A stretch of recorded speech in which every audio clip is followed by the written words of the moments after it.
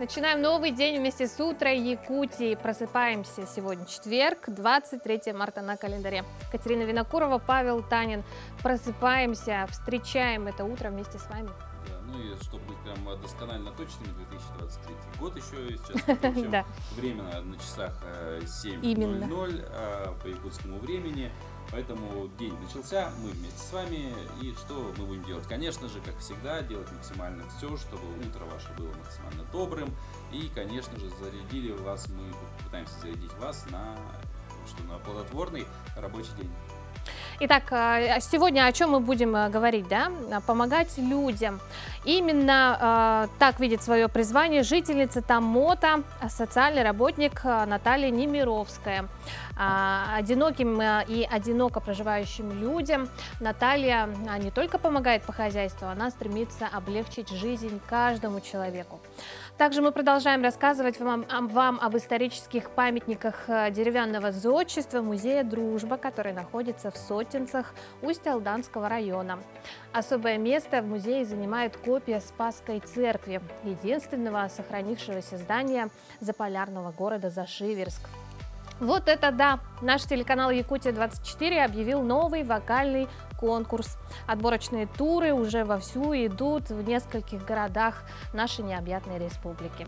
А также сегодня свой профессиональный праздник отмечают работники гидрометеорологической службы России.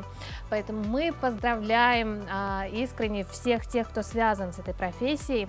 Особенно хотим отметить работников Якутского управления гидрометцентра, благодаря которым мы, собственно, всегда в курсе погоды за окном, о чем мы и поговорим далее.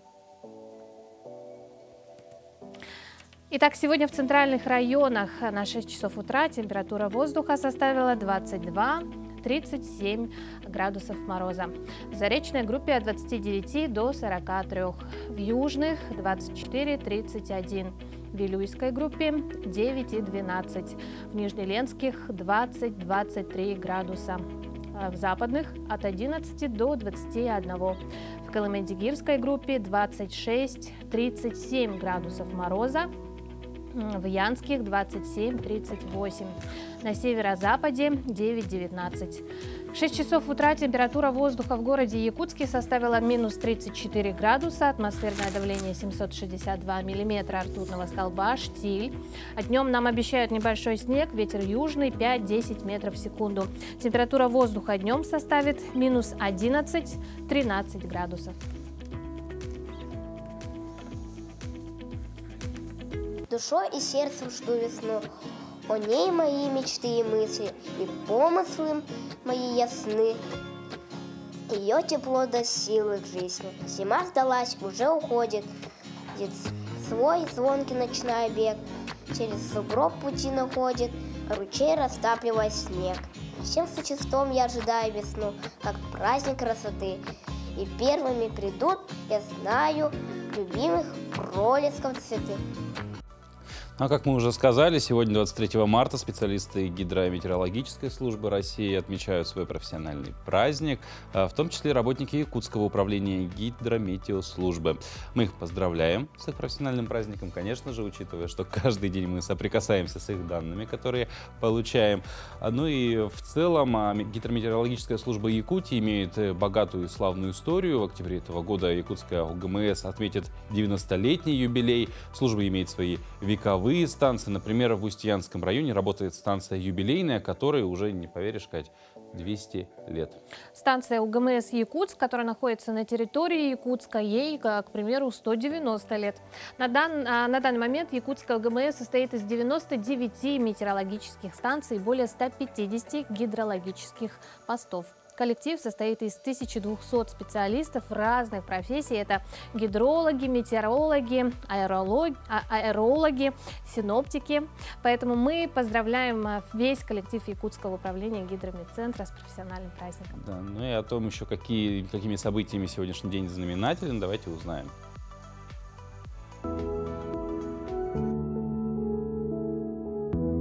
На календаре 23 марта.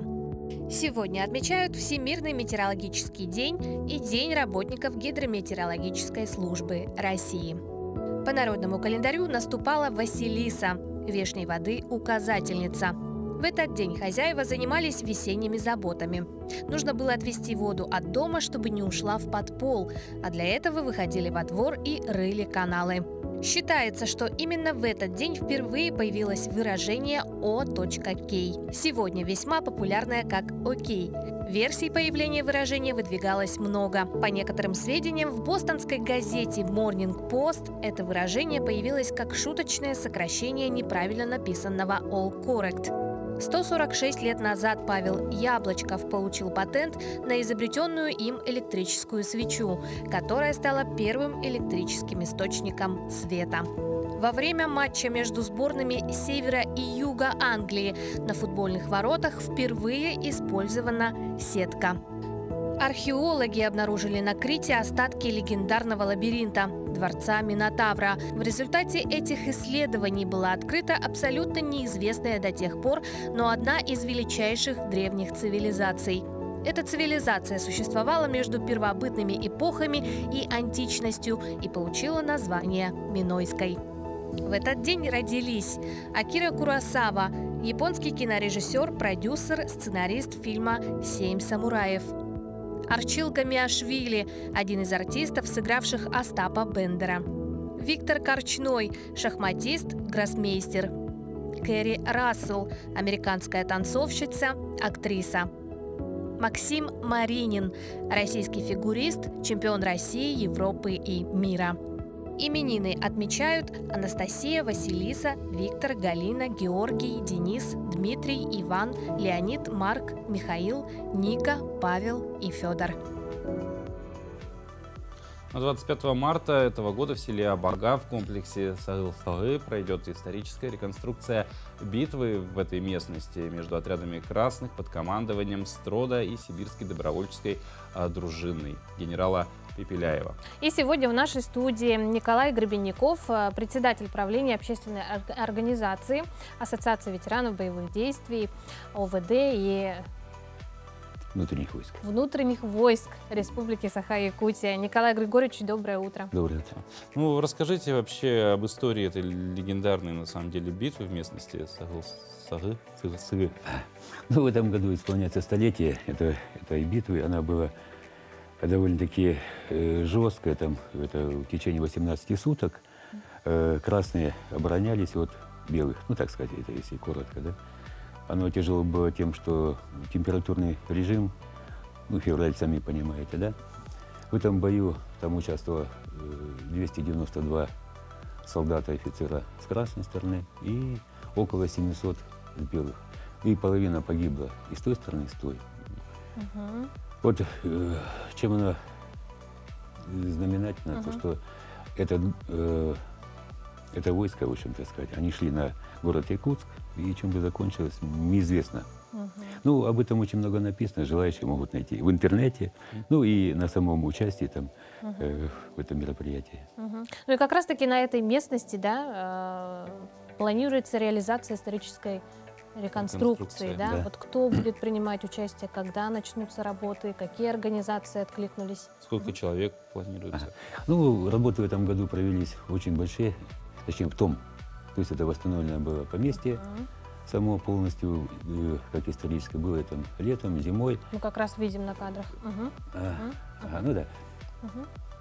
И там, значит, из города у нас будет 69 человек, из Алдана выезжает 16 человек, там, ну, Алдан-то вообще молодцы, они всегда там юнармия будет и казачество. Намский район выезжает тоже человек, около 10. Все они экипированные, будут в одежде тех времен, оружие, боеприпасы. Ну, вообще-то это дорогое такое как бы мероприятие, потому что все еще дорого. Ну, вот но говоря и про... как надо. И про одежду, да, и вот то, что сказали, и в обмундировании и так далее. Вообще, какая, может быть, ну, то есть в любом случае какая-то техника использовалась в той битве, что-то вот будет, какие-то, может быть, орудия, вот какие-то реконструированные, опять же, может быть. Ну, техники не было в то время. Будет только конница, да. А там, ну, интересно, было изобретение красных, то есть, ну, когда была осада, и вал сделали из трупов своих однополчан, можно сказать, врагов, коней, лошадей и балбахи. Это такая осада была. Это применимо только, конечно, в Якутии. Что у нас будет оружие? Это пулеметы «Максим», пулеметы «Льюиса», трехлинейки, винтовки, кавалерийские, значит, пистолеты, там, наган. Ну, будет все то оружие, которое было в те времена, то есть в те годы.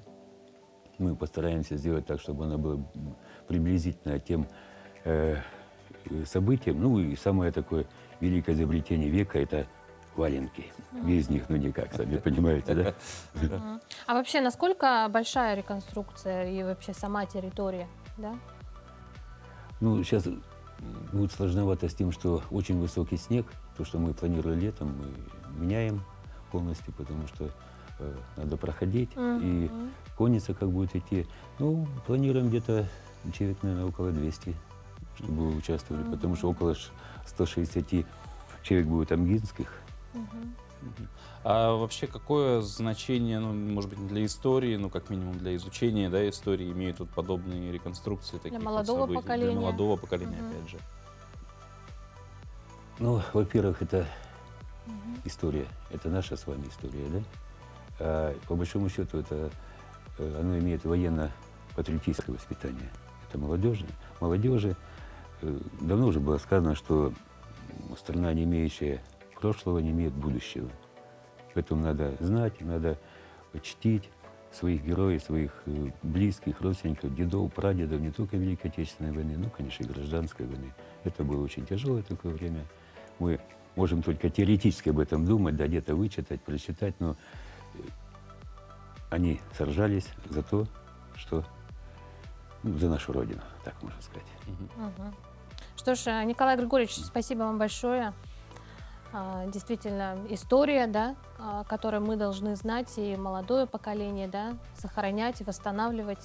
Да, ну и здорово, что есть возможность фактически там воочию будет на это посмотреть. Кто приедет, кто будет участвовать, никто не пожалеет. Постараемся сделать это здесь красочно, красиво, ну и близко к этому, к историческим фактам. Спасибо Вот, большое. ну, а прямо сейчас короткая пауза нас ожидает, после которой вернемся и продолжим наш эфир.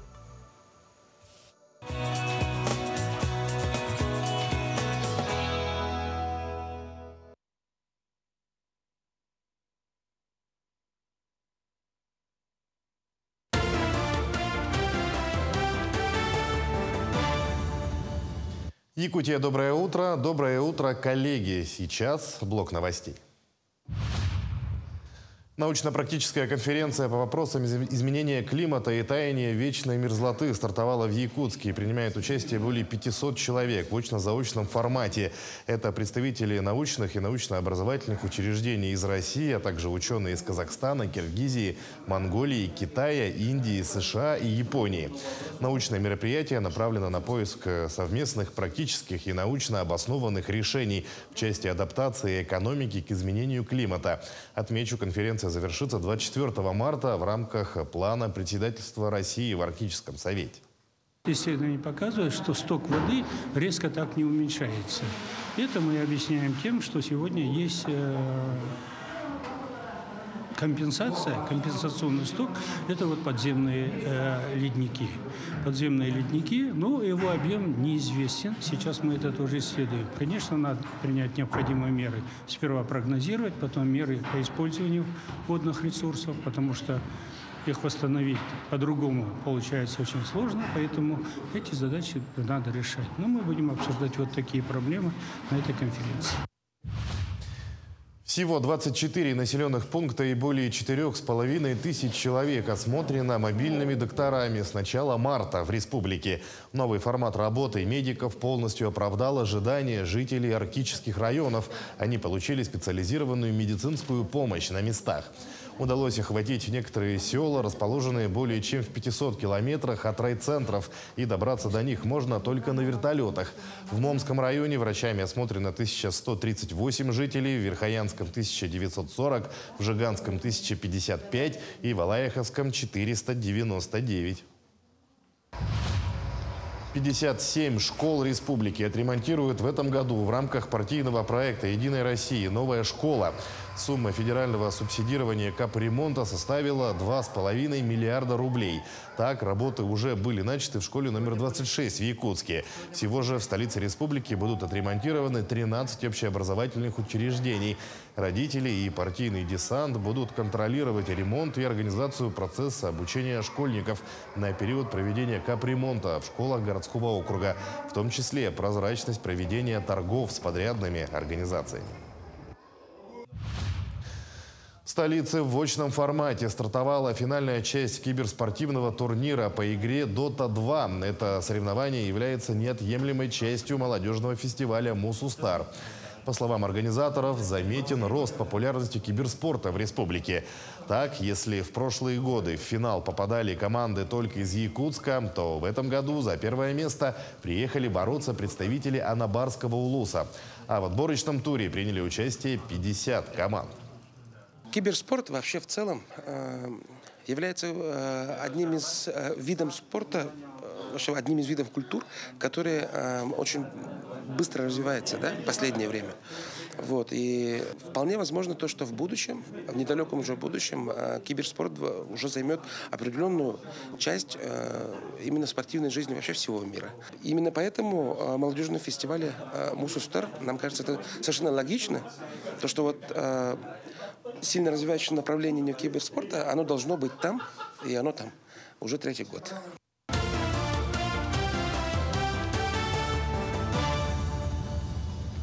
Это «Утро Якутии». Вернулись после короткой паузы и продолжаем наш эфир. Продолжаем говорить об интересном и не только. Житель Волгограда Евгений Бойков восстановил 9 старых автомобилей ЗАЗ-965 60-х годов выпуска. Его увлечение возникло после приобретения первого горбатого запорожца в сильно плачевном состоянии. По его словам, самое трудное в модернизации старых автомобилей – это поиск запчастей, так как оригинальных компонентов для ЗАЗ-965 давно не выпускают. Бойкову пришлось искать рабочие запчасти, бывшие в употреблении, и обмениваться также изделиями с единомышленниками по автоклубу «Ретро-34», либо же искать какие-то современные аналоги. Так как я туда много вложил своего труда, в принципе, перебирал каждый болт и каждый винтик, вот мы пескостроили машину, и двигатель ему поставили хороший. До Москвы обратно он показал себя хорошо, и, в принципе, в Москве на выставке, когда в городе Пушкино участвовали, многие москвичи завидовали. Каждым автомобилем Евгений занимается самостоятельно. Так, на переделку самого свежего запорожца у него ушло около 2 лет и более 30 тысяч рублей. Однако модель оценили даже за пределами родного города. Евгений отмечает, что большинство узнают запорожец. 9 экземплярами коллекция горбатых ЗАЗ-965 не ограничится. Сейчас Евгений работает над созданием 10-го перламутрового автомобиля с белым салоном и родными запчастями.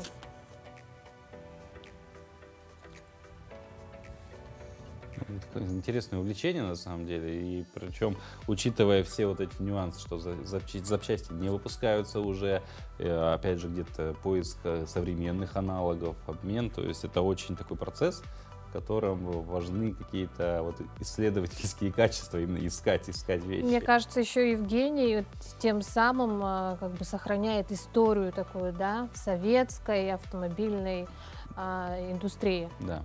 Ну, вообще, ретро-автомобили это такая, да, интересная вообще тематика, в принципе. И, ну, я думаю, все-таки она и средств немалых требует для того, чтобы ей заниматься. Да. Ну, а где вот средств потратить не жалко, наверное, на людей, да? Да, на помощь помогать людям. Именно так видит свое призвание жительница Тамота Наталья Немировская. Наталья социальный работник, и сегодня у нее в группе 11 пациентов. Одиноким и одиноко проживающим людям Наталья не только помогает по хозяйству, она стремится облегчить жизнь каждому и подарить как можно больше позитивных моментов. Вот как ей это удается, узнали наши коллеги. Сегодня у Татьяны Ивановны Карипановой дел немного, и социальный работник Наталья Немировская по хозяйству управилась быстро. Через пару дней она снова зайдет к пациентке, принесет лекарства и продукты. Впрочем, если возникнут непредвиденные обстоятельства, Татьяна Ивановна знает, к Наталье можно обратиться с любой просьбой. Для того, чтобы помочь, соцработник сделает все и никогда не откажет. Такого не бывает никогда. Это самое хорошее, которое я могу сказать о человеке, который помогает. И помогает, я говорю, это Бог одарит. Это серьезно. Это правда. Наталья Немировская живет и работает в Томоте. В отделение помощи на дому районного управления соцзащиты она пришла почти 3 года назад. Сегодня на обслуживании у Натальи 11 человек. Помогая одиноким и одиноко проживающим людям, соцработник получает колоссальную отдачу. Но все они радуются, когда я прихожу, все довольны, все ждут меня. Тоже очень приятно, и чувствуешь себя нужным человеком для них особенно. Особенно у кого нет ни детей, ни внуков. Попрощавшись с Татьяной Ивановной, Наталья отправляется в Синегорье. В отдаленном микрорайоне проживает еще одна из ее пациенток – Любовь Юрьевна Ставцева. «Мои руки и ноги», – говорит про своего соцработника хозяйка. Правда, порой Любовь Юрьевна бывает строга. Бывший медработник постоянно напоминает Наталье о том, как важен полноценный отдых. Человек работает, конечно, на износ. На самом деле на износ.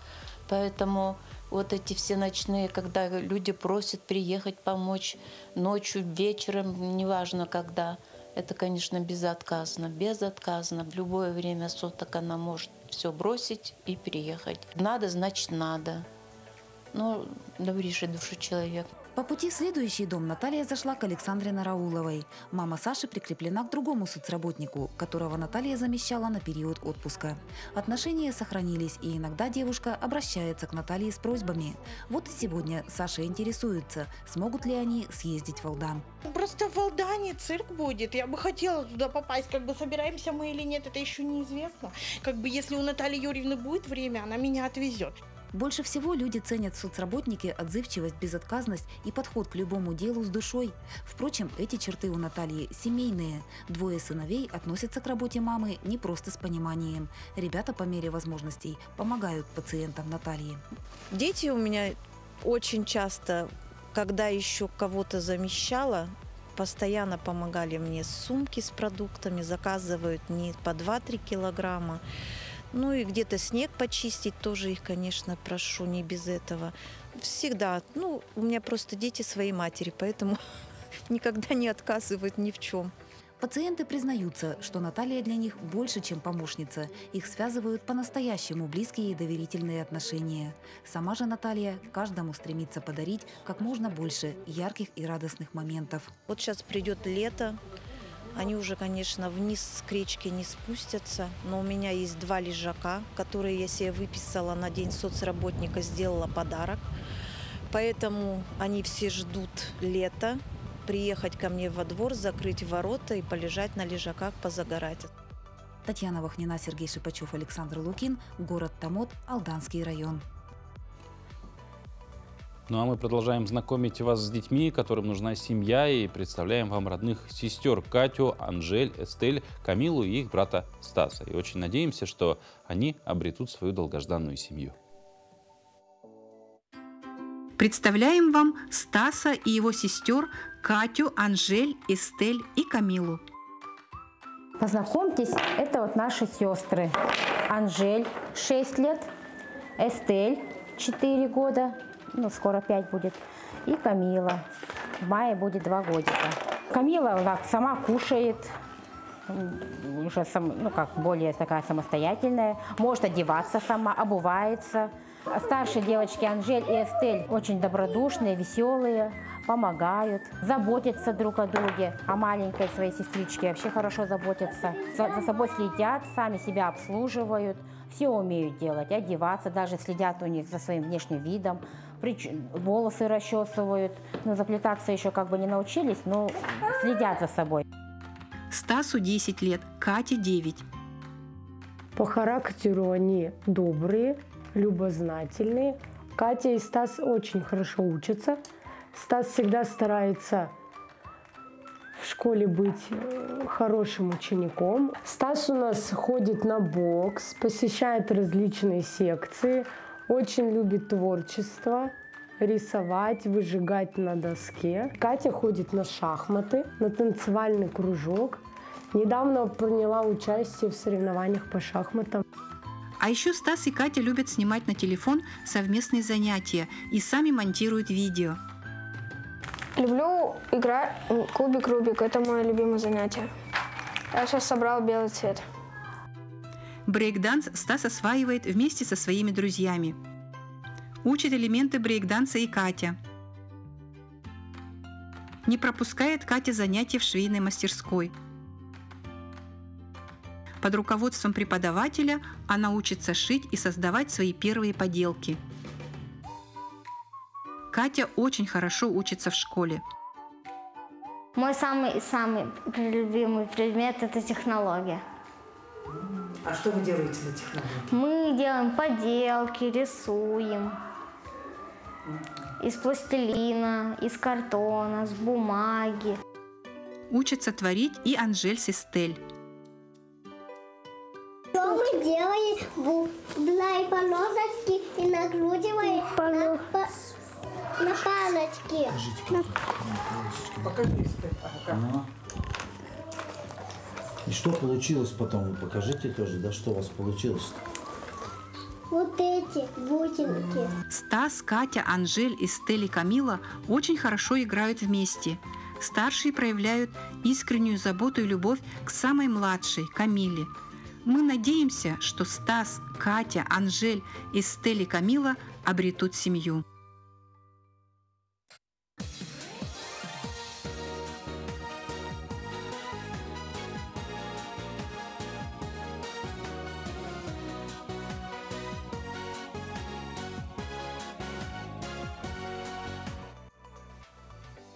А в Якутске продолжает свою работу научно-практическая конференция по вопросам изменения климата и таяния вечной мерзлоты.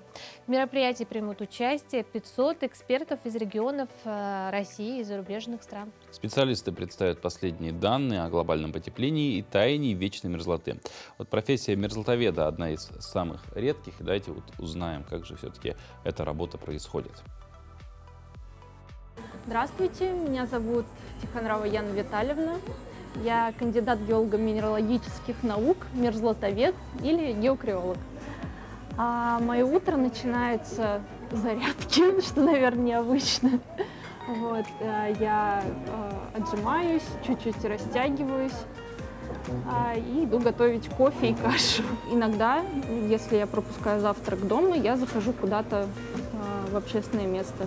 До работы я добираюсь на общественном транспорте, это занимает, наверное, минут 40.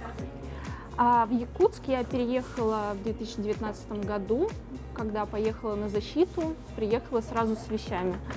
Вообще родом я из Москвы, жила в Красногорске, там ходила в школу. Училась я на геоэколога, преддипломную практику я проходила на земле Франца Иосифа, где и столкнулась с мерзлотоведением. Мы находимся на верхней галерее, здесь лаборатория общей геокриологии. Моя работа заключается в исследовании подземного льда.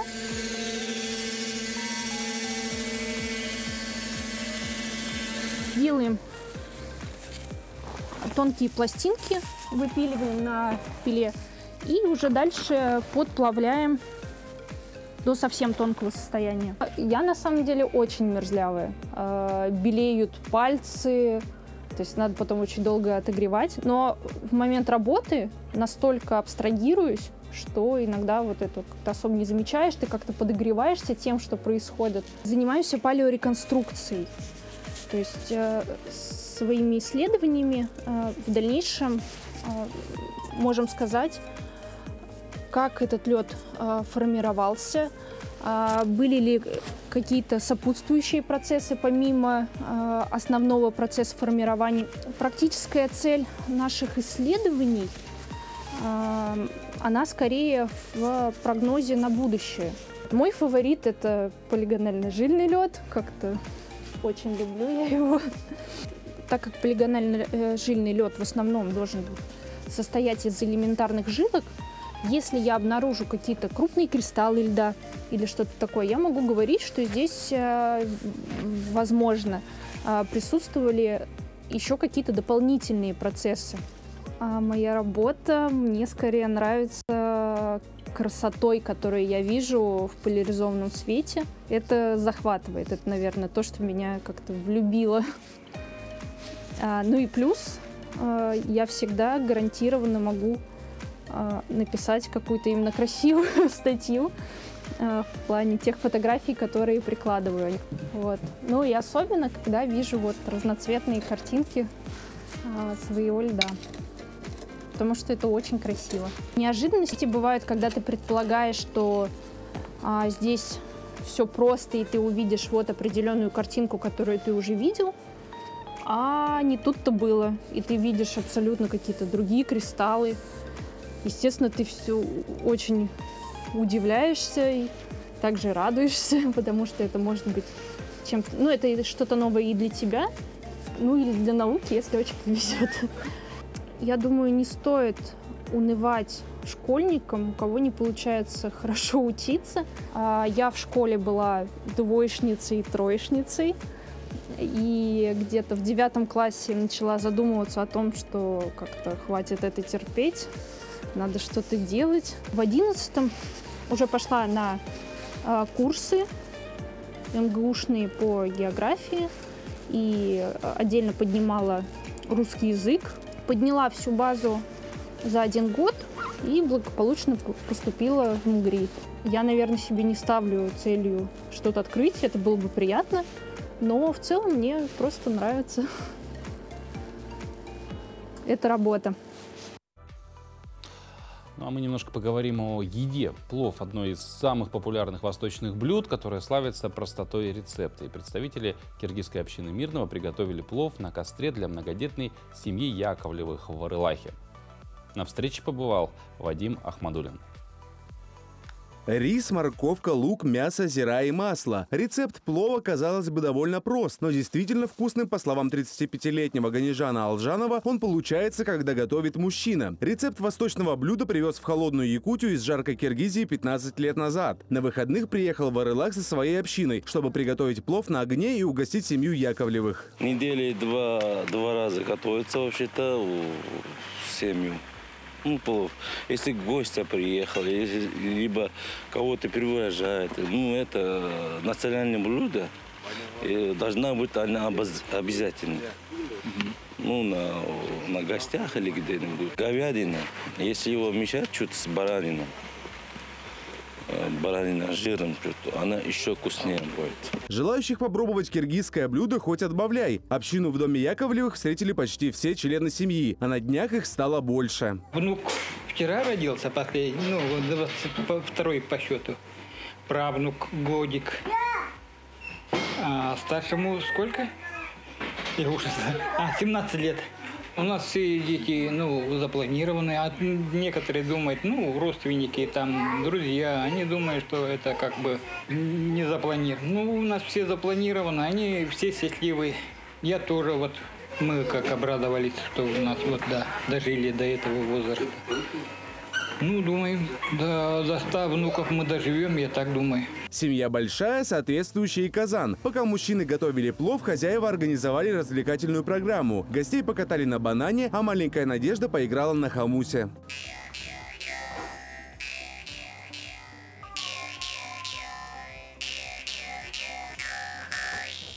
Это проект Ассамблеи народов. Мы проводим акцию под названием «Плов дружбы». Знакомимся с семьями, рассказываем о традициях, о обычаях, а также показываем и рассказываем, как готовится плов. Такие вот встречи в неформальных обстановках больше сближают людей. Еды хватило на всю семью и еще осталось, чтобы угостить соседей. Семья Яковлевых далеко не последняя из тех, кто пробует киргизский плов, приготовленный на огне. Вадим Ахмадулин, Кирилл Шолохов, медиакомпания «Алмазный край». Какая хорошая традиция. А мы продолжаем рассказывать об исторических памятниках деревянного зодчества Музея дружбы, который находится в Сотинцах Усть-Алданского района. Музей создан на рубеже 80-х и 90-х годов при деятельном участии народного писателя Якутии Сивцева Сорона Малона. Одна из главных задач – показать историю присоединения якутских земель к России и мирное сосуществование всех народов Якутии. Центр экспозиции – реконструкция русской крепости Острога 17 века с башнями и тыном. Особое место в ней занимает копия Спасской церкви Зашиверского острога, единственного сохранившегося здания заполярного города. Оригинал находится в Новосибирске, здесь же точная копия, построенная по чертежам Поповникова. Доброе утро, здравствуйте. Здравствуйте. Ага. Ну, нас интересует, конечно, Спасо-Зашиевская церковь. Я вам уже рассказывала, что мы были в Новосибирской области, мы видели оригинал этой копии, сейчас находимся в Сотинсках. Была построена сама в Момском улусе в 1700 году. Там предварительно мастером является Андрей Хабаров. Это средний сын Ерофея Хабарова, нашего знаменитого тоже исследователя землепроходца. Церковь была построена чешуйчатая, это шатровая церковь, под образ архангельских церквей. И такая церковь более выгодная в северных условиях. У нас же очень много дождей, снега, и скатываются, вот именно для скатывания там влаги, что внутрь не попадало, вот такие церкви были более выгодны в этих климатических наших условиях. То есть получается так, что строители, они же строили вообще эту церковь без единого гвоздя. Да. И они вот учли все климатические нюансы. Да. Это вот учтено, и церковь была построена действительно без единого гвоздя. И когда вот, ну там внутри есть одна вот штука, которая вот центр, да, центр, противовес, если этот центр убрать, то эта церковь должна разваливаться. Купола, которые вот, они тоже вручную сделаны, они рыбья чешуя, они делают вот такие маленькие крестики вручную и друг на друга вот складывают. И каждая такая чешуя, она должна равномерно, они вот сырым же материалом делают, и она должна вот равномерно, вот как бы круг, красивую вот такую волну они должны сделать. Это вот вся ручная работа Парникова Ивана, нашего местного мастера, очень. Церковь у нас была построена в 1991 году. За 3 месяца, за 1 лето построили. Мастером является здесь был Мигалкин Николай Васильевич. Это мастер с Кептени Легойского наслега. С ним работали здесь 4 человека в самом церкви. И 5-м человеком был Парников, Иван Парников, пионер по-народному его звали, который вот чешуйчатые вот купола, он вручную это все было сделано. В 1991 году они построили эту церковь, докончили, а в 1993 году эта церковь была освящена Якутской епархией. Вы проработали вот именно в этой области, да, очень много лет. Любите свой край, любите Якутию, очень хорошо знаете историю, да. Вот для вас, вот какой этот символ вот для вас лично, вот Спасо-Зашиевская церковь? Символ содружества русских и якутских народов.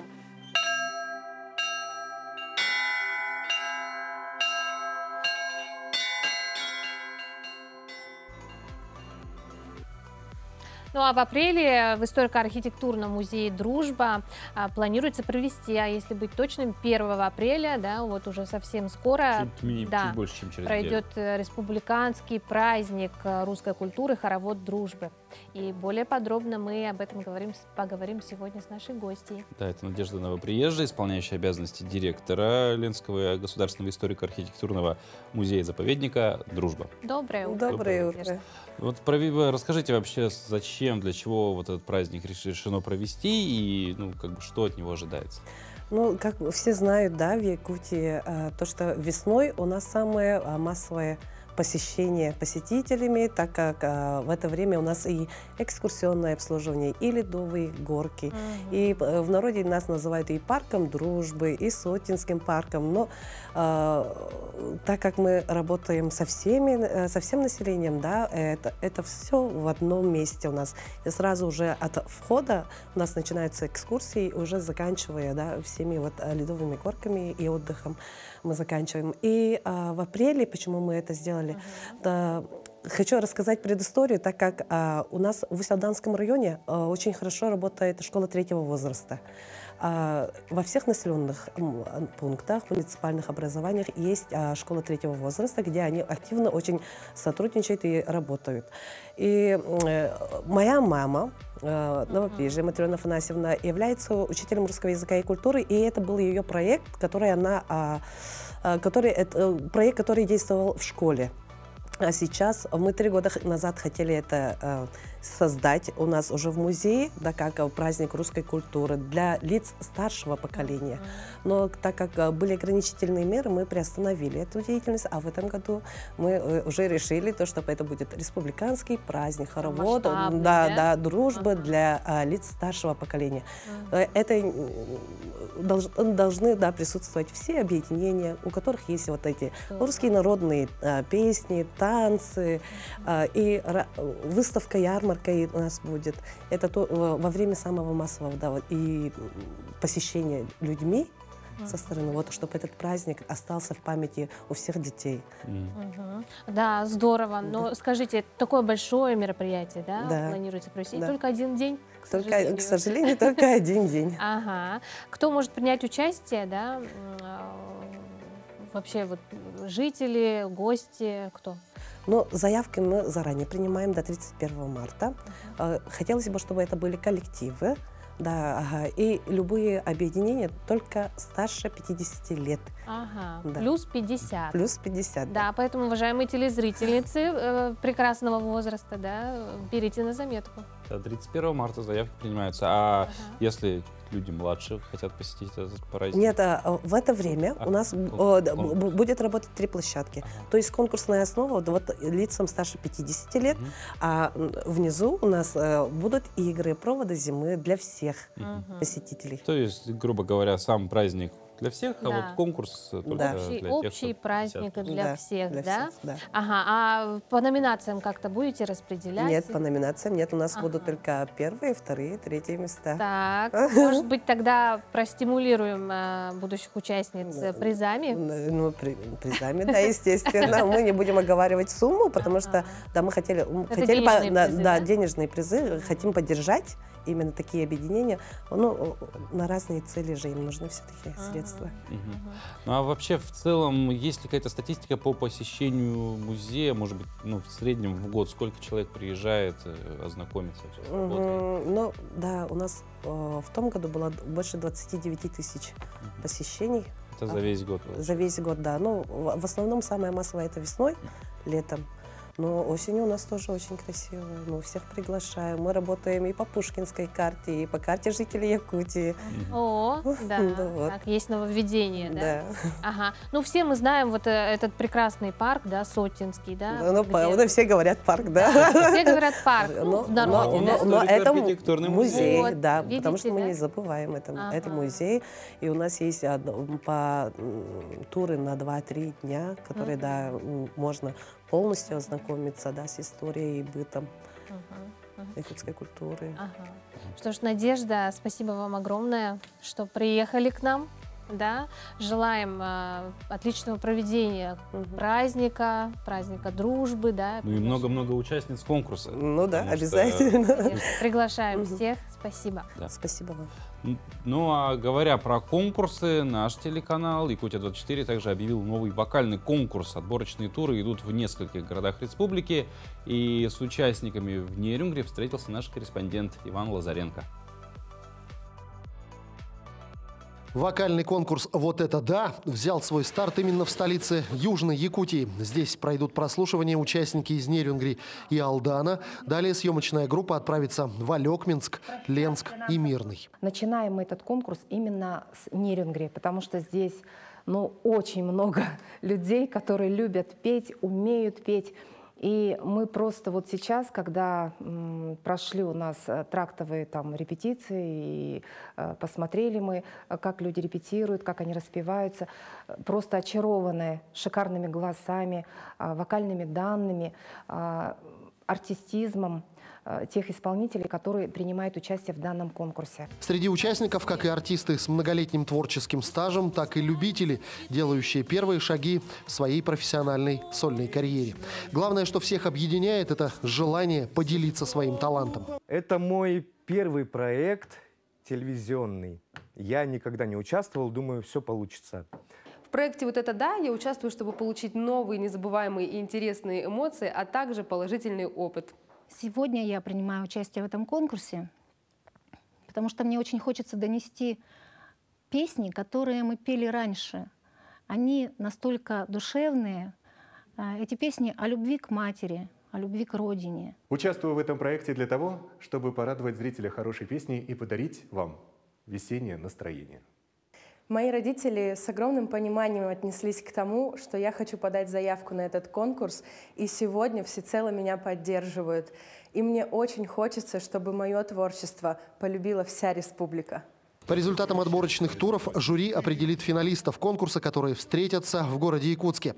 Также зрители телеканала «Якутия-24» смогут поддержать понравившихся участников с помощью СМС-голосования и дать им шанс также выйти в финал. Иван Лазаренко, Захар Головин, Вадим Барашков, Нерюнгри. Ну а с другими последними событиями поделятся далее наши коллеги из информационной службы.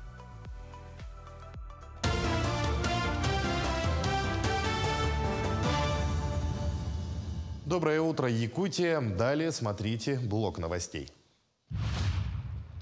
Дальневосточную ипотеку продлили до конца 2030 года. Смягчены условия для мобилизованных и участников специальной военной операции. Все банки-участники программы льготной ипотеки в Якутии будут работать по новым условиям кредитования. В частности, в условия программы внесли изменения о предельном сроке регистрации. Если участник спецоперации, а также его супруга на момент заключения договора не были зарегистрированы по месту жительства на Дальнем Востоке, то срок предоставления информации о факте регистрации по адресу жилого помещения, купленного или построенного с использованием кредитных средств, продлевается на период приостановления заемщиком своих обязательств по кредитному договору. 24 тысячам работникам повысят зарплату. Из госбюджета республики предусмотрено порядка 13 миллиардов рублей. Так, в феврале оплату труда повысили 54 тысячам работникам бюджетной сферы, в том числе учителям, воспитателям, педагогам, преподавателям, научным сотрудникам, врачам и другим специалистам. Ранее глава региона С.Н. Николаев поручил принять решение по индексации заработной платы неуказанных категорий работников на уровень не меньше роста МРОТ. Также одновременно с этим предусмотреть дополнительное финансирование для выравнивания зарплаты отдельных категорий квалифицированных тружеников бюджетной сферы. 1 апреля на 64% увеличится гарантированная часть заработной платы и будут пересмотрены неэффективные стимулирующие выплаты заработной плате общеотраслевых профессий рабочих, должностей, специалистов, служащих. То есть ежегодно будут проводиться мероприятия по дотягиванию уровня заработной платы прочих категорий работников до целевых категорий работников. 2 дома культуры построят в Амгинском улусе КС «Холлон Хом». Строительство пройдет в рамках реализации государственной программы «Комплексное развитие сельских территорий». По словам министра культуры Якутии Юрия Куприянова, объекты будут построены в селах Алтанцы и Михайловка. Введение запланировано в следующем году. Также в Абагинском центре духовности имени Устина Нахсорова в этом году пройдет капремонт. На эти цели в рамках нацпроекта «Культура» предусмотрено 18 миллионов рублей, из которых 16,5 миллионов выделено из федерального бюджета. Неделя детской и юношеской книги стартовала в централизованной библиотечной системе столицы. Праздник детской книги «Книжкины именины» впервые проведен 26 марта 1943 года в Москве. Тогда состоялась большая встреча писателей и юных читателей. С тех самых пор традиционно неделя детской книги проводится в дни весенних каникул в конце марта. В этом году неделя детской книги отмечает 80 лет. В рамках празднования недели в филиалах библиотечной сети каждый желающий может стать участником мероприятий, направленных на развитие и распространение идеи о важности художественной литературы для детей и молодого поколения. И о спорте. В Магадане проводят чемпионаты первенства России по северному многоборью. За медали борются 145 спортсменов из 11 регионов страны. Якутию представляют 17 человек. 11 мужчин и женщин, 6 девушек и юношей. Всего 5 видов спорта. Тройной прыжок с разбега, бег с палкой, метание топора на дальность, метание аркана на хорей, прыжки через нарты. Верим в наших ребят. К текущему часу это все новости. Всего доброго и удачного дня.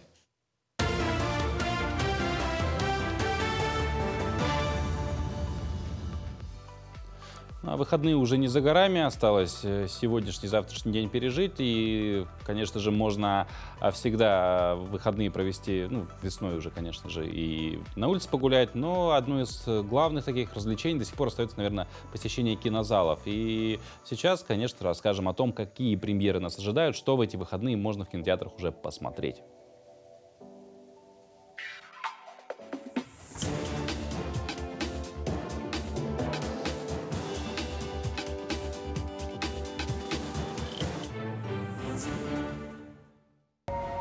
Попрощаться? Поздороваться.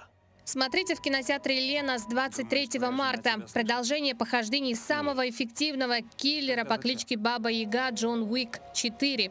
Может, я не прав. По сюжету сам Уик в фильме столкнется с экзистенциальным кризисом и одновременно вступит в союз с Голубиным королем. Его играет Лоуренс Фишборн, чтобы объявить войну всему управлению мафиозных кланов. Напомним, что Чад Стахелский, отснявший всю франшизу, не только режиссер, но и каскадер. С Киану и Фишборном он познакомился на съемочной площадке «Матрицы». Поэтому всему экшену он, конечно, уделял особое внимание. 58-летний Киану практически все трюки в кадре выполнял сам. Дрался в стилях джиу-джитсу, дзюдо, самбо и айкидо. Для эффективной стрельбы он регулярно посещал полигон и тренировался под присмотром опытных стрелков. Время у него на это было. Фильм планировали выпустить еще в мае 2021 года, но из-за пандемии съемки постоянно откладывались. По словам Ривза, после съемок третьей части он и Стахелский чувствовали себя уставшими и выгоревшими. Подумывали завершить на этом историю. Отсюда и меланхолия Уика в новом фильме. Но уже сейчас ведется работа над 5-й частью серии. Плюс запланирована пара спин-оффов. А Киану заявил, что готов сниматься во всех сиквелах, пока Джон Уик будет популярен. Мы с тобой уже давным-давно оставили хорошую жизнь позади, мой друг. Джон Уик. Глава 4. Я мышь по имени Марис. Я тебя спас. Харизматичные и обаятельные герои ждут вас в мультипликационной ленте «Коты Эрмитажа». Только при самообороне. Мультфильм озвучивали известные дикторы и артисты, среди которых певица Полина Гагарина. Звезда озвучивала роль грациозной кошки Клеопатры. Самая знаменитая картина в мире. Она завтра приезжает. По сюжету мультфильма в музей привозят известную на весь мир картину Леонардо да Винчи «Мона Лиза». В этот момент в музее появляются двое. Главный герой кот Винсент и мышь Марис, которые прибывают в Петербург случайным образом с необитаемого острова и попадают в Зимний дворец в Эрмитаж. В музее главный герой знакомится с известными и важными эрмитажными котами и их укладом жизни. Героев ждут невероятные приключения, первая любовь и испытание дружбы на прочность.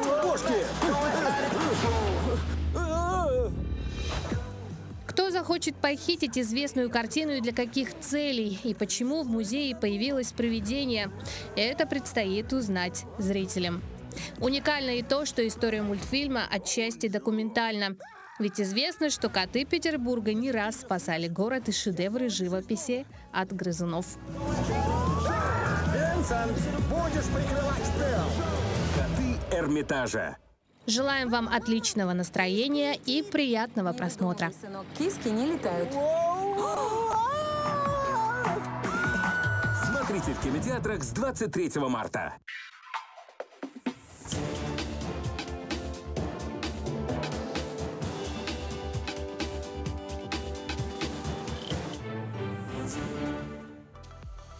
Ну что ж, прежде чем проводить вас на улицу в этот новый день, в прекрасный день, мы еще раз хотим ознакомить вас с погодой за окном. Сегодня в центральных районах Якутии температура воздуха от минус 22 до минус 37. В заречной группе 29-43 градуса мороза, в южных 24-31 ниже нуля. В Вилюйской группе 9-12 со знаком минус, в Нижнеленских минус 20, минус 23. В западных районах Якутии сегодня минус 11, минус 21. В Колымо-Индигирской группе 26-37 ниже нуля. В Янских 27-38 градусов мороза, на северо-западе минус 9, минус 19. В городе Якутске температура воздуха в 6 часов утра составила минус 34 градуса, атмосферное давление 762 миллиметра ртутного столба, штиль.